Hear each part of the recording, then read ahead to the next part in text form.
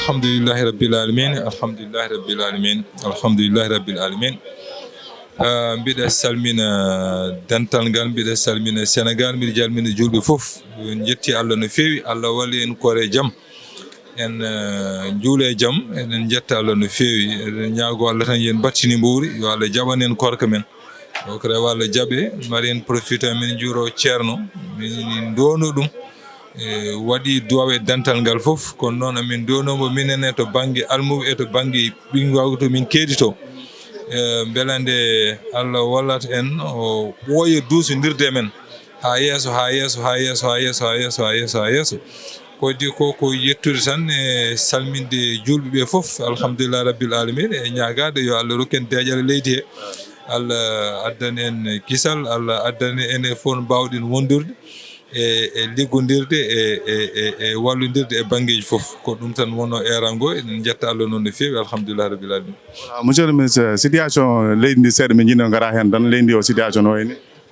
eyyi enfin situation leydi kam ko ɗum ko haaju Allah ko ɗum ko Allah no addiri fof ko noon tan jaɓirten bon régime waɗino ɗo régime o yeehi régime goɗɗo ari bon kañumne mataw ko ni Allah hoddiri ɗum noon wadde en jaɓrat ɗum Allah tan goto fof kala ɗo woni yo artir haqqille mum e Allah tan e yamirore mum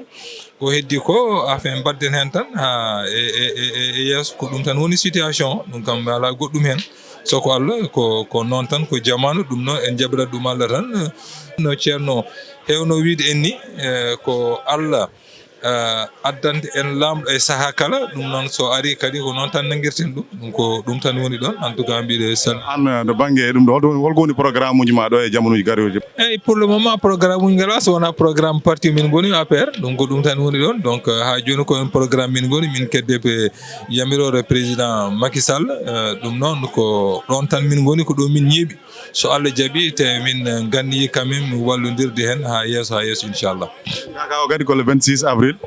eyyi inchallah ɗum kam so Allah jaaɓi déjà mi jokkodiri e comité d'organisation donc dans tous les cas min kam komi ɓiɗɗo dental ngal